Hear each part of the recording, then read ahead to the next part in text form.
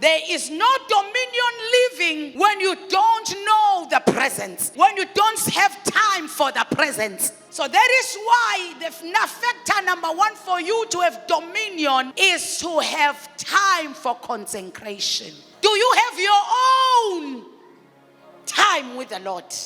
Number one, for the first time in chapter number 3, we are discovering why he said subdue. Because when he told us in chapter number 1 that subdue the earth and have dominion, he did not tell us why we have to subdue the earth.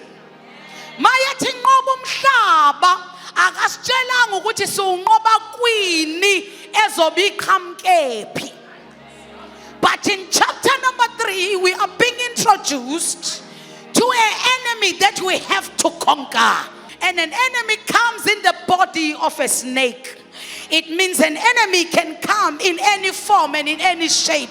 But he decided in chapter number 3 to come in the body of a snake.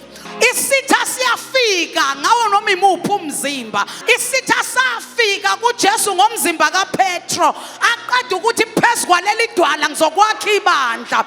The same Peter umuza uJesu ethi, get ye behind me, Satan, because the enemy is cunning. It means he can come with any body, with any shape, and listen, he will find an entrance. That is why with consecration you get wisdom, so that you can deal with the cunning enemy. And if you are not full of the wisdom of God, because the enemy is cunning.